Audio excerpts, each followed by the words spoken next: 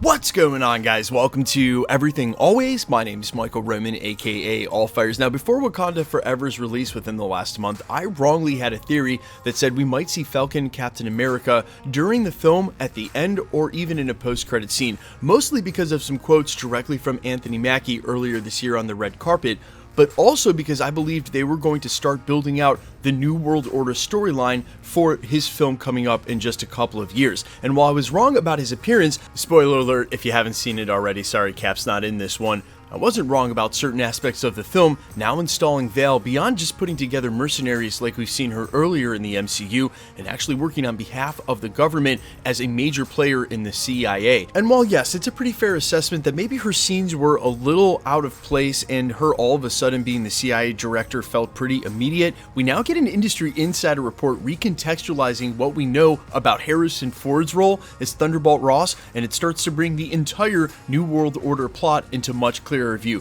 We're going to go over this industry insider report, what it says about what's going on with Red Hulk, and talk about the bigger implications, what's going on in the through line, why New World Order is right before Thunderbolts, and how this thing all may come to a conclusion. We're breaking it all down, but first, if you could grab the subscribe button. We do daily Marvel content at the channel, and that's all we do. Everything from official Easter egg breakdowns, trailers, and reviews, to the occasional industry insider report and everything in between. So, if that sort of thing's for you, hit the subscribe button, leave a comment down below. That will automatically enter you to win our ongoing PS5 giveaway. If you want, stick around to the end of the video. We'll get into all the giveaway stuff again there. Okay, so this breaking yesterday in a bombshell update, a character description for what's going on with Harrison Ford's Red Hulk in the upcoming Captain America New World Order, breaking via Daniel RPK. Quote, the former Lieutenant General of the United States Army and Secretary of State, now President of the United States, using radiation siphon transformed Ross into the Red Hulk. And while this is a major upgrade for sure, you now have Allegra Defontain as the director of the CIA and the notably infamous Thunderbolt Ross as the actual president of the United States. There's some inferences we can make here in drawing directly from the comics, and I would argue that he's not the president of the United States at all. It's just going to be a life model decoy. You have reached the life model decoy of Tony Stark, please. Now, in the comics, when Ross is first approached about becoming Red Hulk, it's not to become Red Hulk at all. Rather, it's Modok and the leader taking advantage of the fact that Ross's daughter, Betty Ross, had been killed by the Abomination. They warn him about Hulk's possible retribution, and for the record, they were right, because when Hulk does return, that initiates the event of World War Hulk. Also, both Modok and the leader confirmed to be joining the MCU in the next year. They set up huge satellites where they can siphon Hulk's energy and then use that energy to turn Thunderbolt Ross into the Red Hulk. He ends up going to seek vengeance and killing the Abomination. In the meantime, him and his cohorts, who are now calling themselves the Intellegencia, as set up in She-Hulk, need to create a life model decoy of Thaddeus Ross, so it's not known that he's turned into Red Hulk. He ends up using S.H.I.E.L.D. to investigate the appearance of the Red Hulk, basically playing two roles at once. Can't be me, I'm right here. And so when we do see Harrison Ford as President of the United States via this report, I believe that'll be him playing a life model decoy of Thaddeus Ross, who will already be Red Hulk.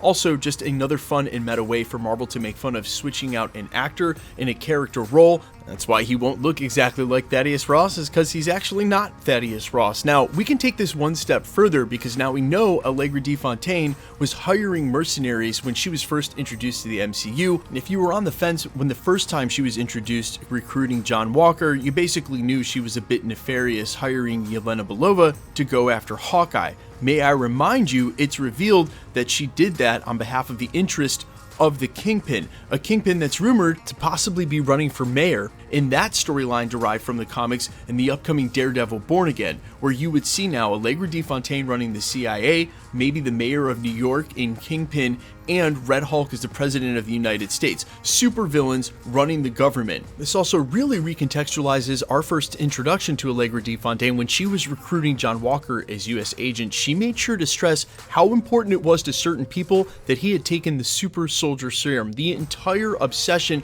of not only Thunderbolt Ross throughout the Infinity Saga, but the Intelligencia as we've already been introduced to them via She-Hulk. Also, keep in mind Daredevil Born Again to be released right before we see Captain America New World Order. plenty of time to set this up, and at the exact same time, eventually the Thunderbolts coming after both of these projects, that team will end up working for the Red Hulk, realizing they're working for the bad guys, and it'll be that galvanizes them into a team and gives them a purpose and why they'll stick around and be able to work together when eventually we get to Secret Wars. Speaking of which, one other rumor in the industry right now regarding Harrison Ford's contract and how long he may be Red Hulk is that he's apparently signed through Secret Wars. And hey, I get it.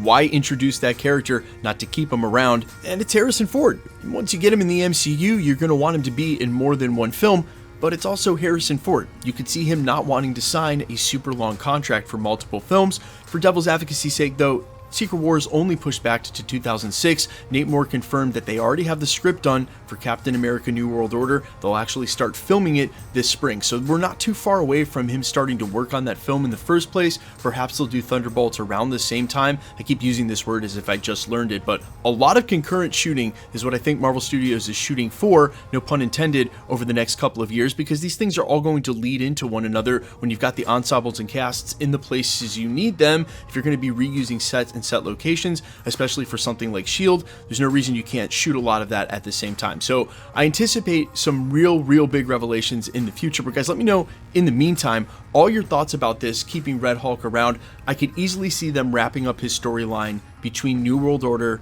and Thunderbolts. You do not need a Red Hulk in Avengers Secret Wars, especially if we're going to get some version of the Savage Hulk that I'm hoping we're getting with the setup of a World War Hulk scenario.